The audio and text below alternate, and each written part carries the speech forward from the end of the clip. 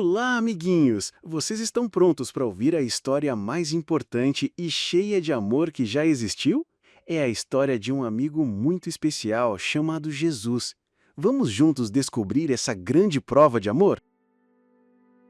Este é Jesus. Ele era a pessoa mais gentil e amorosa que o mundo já conheceu. Onde quer que Jesus fosse, a alegria parecia florescer. Ele tinha um carinho imenso por todos, mas um lugar muito especial em seu coração era guardado para as crianças. Ele as ouvia com atenção, as abraçava e as fazia sentir como as pessoas mais importantes do mundo. Jesus contava as histórias mais bonitas, parábolas que ensinavam sobre o amor infinito de Deus, a importância de ajudar quem precisa e de perdoar sempre.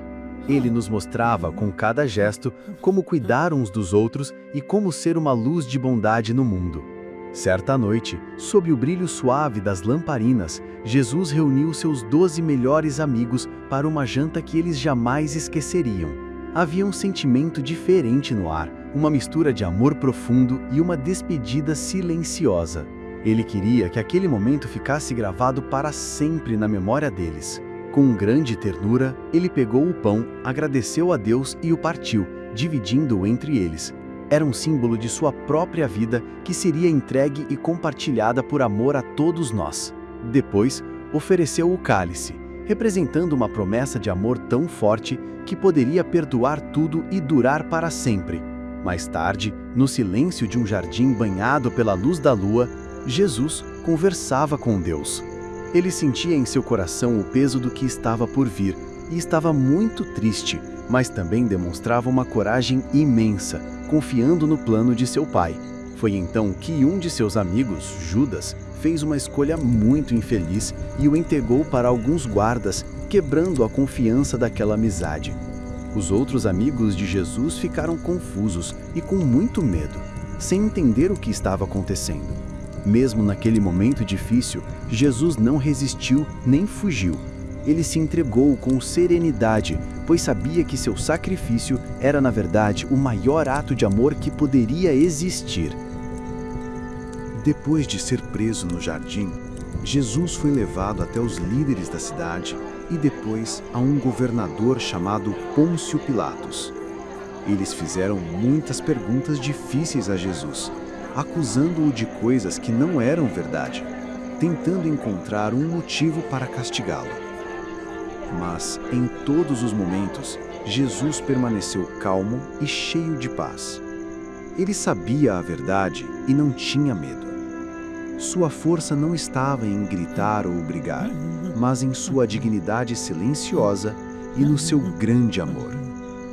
O governador Pilatos conversou com Jesus e percebeu que ele era um homem bom e inocente. No fundo, ele não queria fazer mal a Jesus.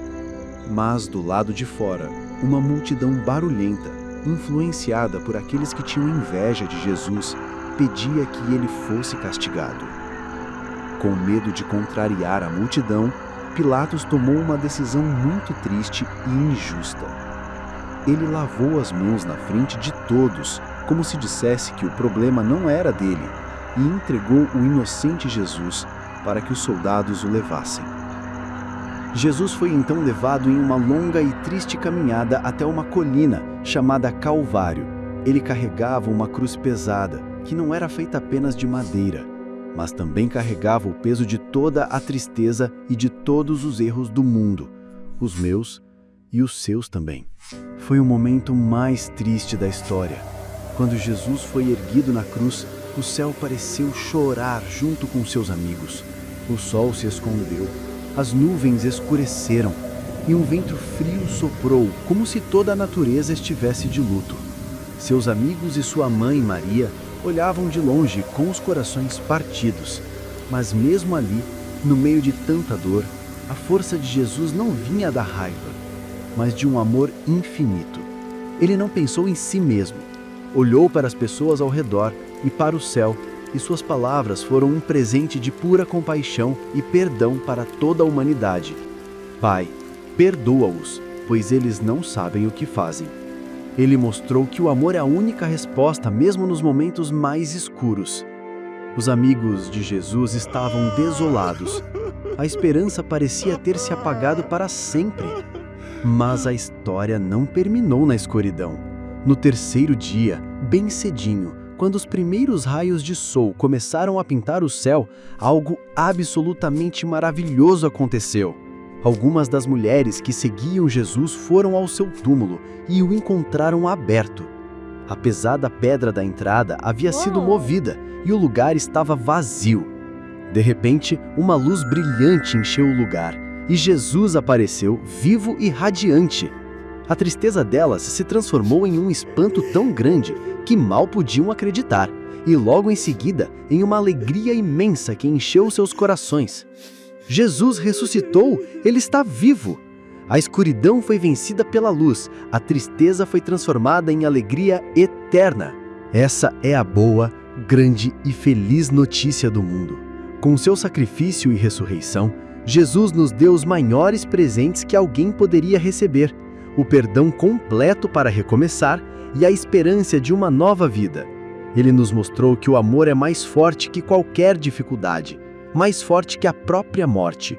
E sempre que escolhemos perdoar, ajudar um amigo, compartilhar o que temos e espalhar a bondade, estamos mantendo a luz de Jesus brilhando forte no mundo.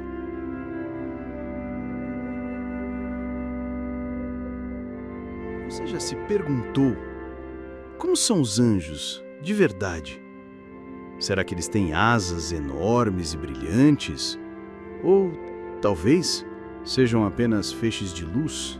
Ou quem sabe eles sejam parecidos com a gente, andando por aí, invisíveis aos nossos olhos, mas sempre presentes. A Bíblia, o livro que conta as histórias de Deus com a humanidade, nos dá algumas pistas, mas também deixa muitos mistérios.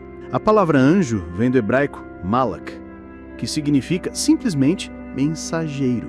Eles são enviados de Deus para levar recados, cumprir missões, proteger, guiar e, às vezes, até lutar. Quando lemos as histórias da Bíblia, percebemos que os anjos nem sempre são como imaginamos nos desenhos ou nos filmes. Às vezes eles aparecem com a aparência de homens comuns, como aqueles 3 visitantes que foram até Abraão antes da destruição de Sodoma e Gomorra.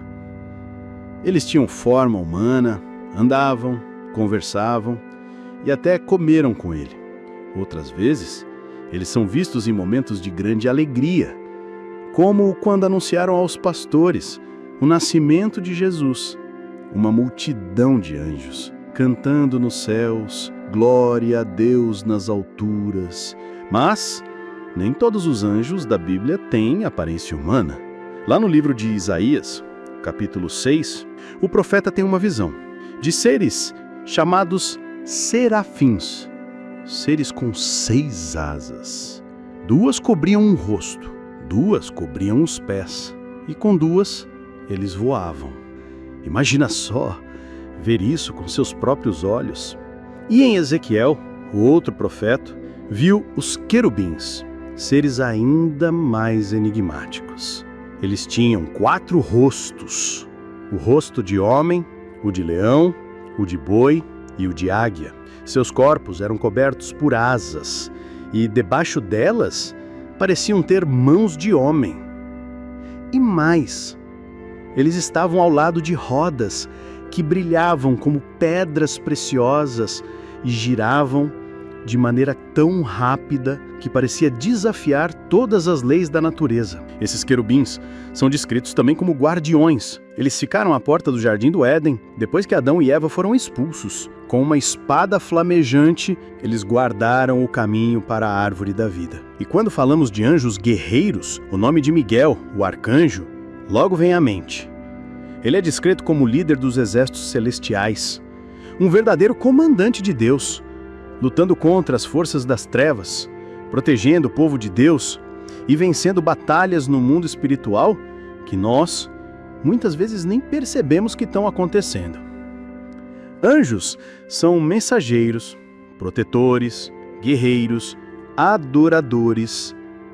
Mas, acima de tudo, eles são servos fiéis, que fazem exatamente o que Deus manda, no tempo certo, da maneira certa, com poder e glória. Eles são o braço invisível de Deus na terra. Eles aparecem quando menos esperamos e desaparecem sem deixar rastros. Mas uma coisa é certa, mesmo que não os vejamos, eles estão sempre por perto, cumprindo missões, protegendo e cuidando daqueles que Deus ama. E você, já imaginou como seria ver um anjo bem de perto? Será que você conseguiria olhar nos olhos dele? Ou cairia de joelhos, tomado de medo e de admiração?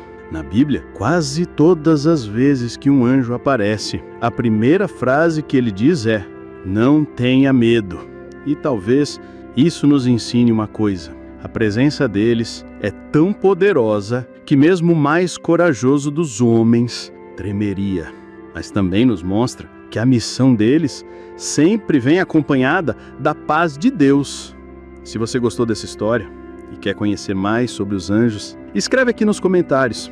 Qual deles você gostaria de saber mais? Os serafins? Os querubins? O arcanjo Miguel? Ou algum outro mistério dos céus? Se inscreve no canal, deixa seu like e compartilha esse vídeo com alguém que, assim como você, também tem curiosidade sobre os mistérios de Deus. Abra a Bíblia e vem comigo. Histórias de fé, eu te digo. Heróis e amor vão te ensinar. Há muito, muito tempo, quando a Terra ainda era jovem, as pessoas começaram a se esquecer de Deus. Elas brigavam, mentiam, roubavam e faziam o que era errado aos olhos do Criador. A maldade havia crescido tanto que até o céu chorava. Mas, entre tanta escuridão, havia uma luz. Um homem. Seu nome era Noé. Noé era um homem justo. Andava com Deus, orava, obedecia e ensinava seus filhos a fazerem o bem. Então, um dia, Deus falou com ele. A voz do céu chegou clara, firme e cheia de tristeza. Noé, a terra está cheia de violência. As pessoas esqueceram de mim. Construirei um novo começo, mas você será preservado. E assim, Deus deu instruções detalhadas. Construa uma arca, um grande barco de madeira de cipreste. Faça compartimentos, 3 andares e cubra com betume por dentro e por fora. Você, sua esposa, seus filhos e as esposas deles entrarão nela. Leve também um casal de cada animal, macho e fêmea, para que possam viver depois do dilúvio.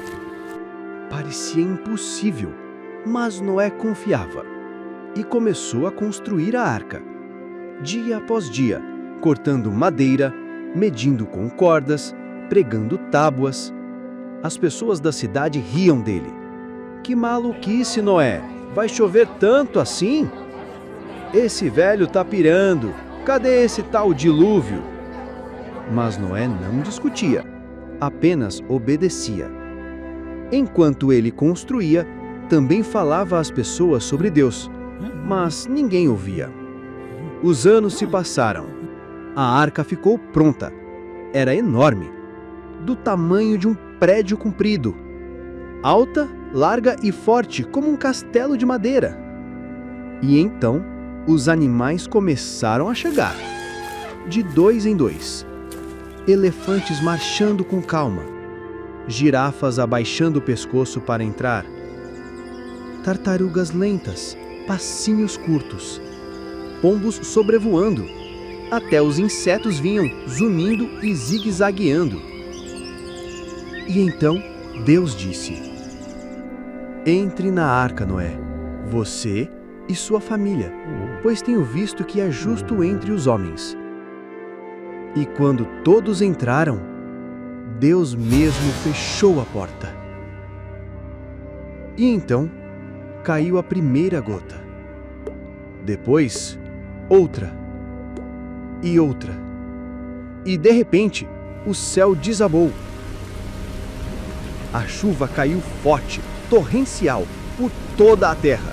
Fontes se abriram debaixo do chão. Águas cobriram as cidades, os campos, os montes, e só a arca flutuava, segura, entre as ondas. 40 dias e 40 noites de chuva. Mas Deus cuidava de Noé, de sua família e de todos os animais. Dentro da arca, cada um tinha o seu lugar. Os leões, em andares separados. Os passarinhos, em poleiros. Os elefantes, com espaço reforçado. E as formigas, bem, em qualquer cantinho. Depois de muitos dias, a chuva parou. O silêncio tomou conta. As nuvens foram embora. O sol brilhou outra vez. A arca encalhou sobre o monte Ararat. E Noé esperou, pacientemente. Soltou um corvo, mas ele foi e voltou. Depois, uma pomba, que também voltou. Na segunda vez, ela trouxe uma folhinha de oliveira. E na terceira, não voltou mais. Era o sinal. Saia da arca, Noé, todos vocês. Liberem os animais. Voltem à terra. Noé pisou no chão seco. A grama verde começava a surgir. As árvores cresciam. A vida recomeçava. E a primeira coisa que Noé fez foi construir um altar. Ele ofereceu um sacrifício de gratidão a Deus. E Deus disse: Nunca mais amaldiçoarei a terra por causa do homem. Enquanto durar a terra, haverá plantio e colheita, frio e calor, verão e inverno, dia e noite. E então, o céu brilhou, e surgiu o primeiro arco-íris. Deus fez uma aliança com toda a humanidade. Este é o sinal de minha aliança. Sempre que virem o arco-íris, lembrarão da minha promessa. E assim Noé e sua família recomeçaram uma nova história, um novo mundo, uma nova chance. Porque mesmo quando tudo parece perdido, Deus sempre tem um plano. Ela deveria ser invisível, um fantasma na história de outra pessoa. Uma estrangeira, uma escrava, uma mulher sem nome entre patriarcas e profetas, reduzida à sua função, usada e descartada. E, no entanto, ela foi a primeira pessoa na Bíblia a ver um anjo, e a única em toda a Escritura que deu um nome ao próprio Deus. O nome dela era Agar, e sua história, esquecida por muitos, é uma das mais poderosas jornadas de fé já contadas. Sara, esposa de Abraão, já era idosa. Mesmo com a promessa de Deus, o filho não vinha. Cansada de esperar, ela tomou uma decisão desesperada. Abraão, o Senhor me impediu de ter filhos. Tome minha serva egípcia Agar. Tenha um filho com ela. Talvez assim eu me torne mãe por meio dela. Abraão hesitou. Sabia que aquele não era o plano perfeito, mas concordou. Agar foi dada a ele como esposa. E pouco tempo depois, estava grávida. A partir daí, tudo mudou. Ela passou a olhar com desprezo para Sara. Sara, por sua vez, se encheu de mágoa e acusou Abraão. Isso é culpa sua. Agora ela me despreza. Que o Senhor julgue entre mim e você. Abraão respondeu: Ela está sob o seu poder. Faça com ela o que achar melhor. E Sara passou a maltratar Agar. Até que, sem forças, ela fugiu para o deserto. Sozinha, grávida, sem destino. No caminho de Sur, parou ao lado de uma fonte de água.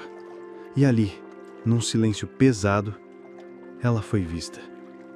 O anjo do Senhor apareceu diante dela e disse: Agar, serva de Sara, de onde você vem e para onde vai? Com a voz fraca, ela respondeu: Estou fugindo da minha senhora. O anjo declarou: Volte para sua senhora e sujeite-se a ela. o Senhor multiplicará a sua descendência. Você está grávida e dará à luz a um filho.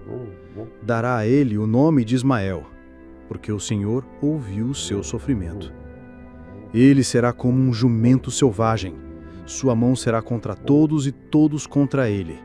Mas ele viverá e se tornará uma grande nação.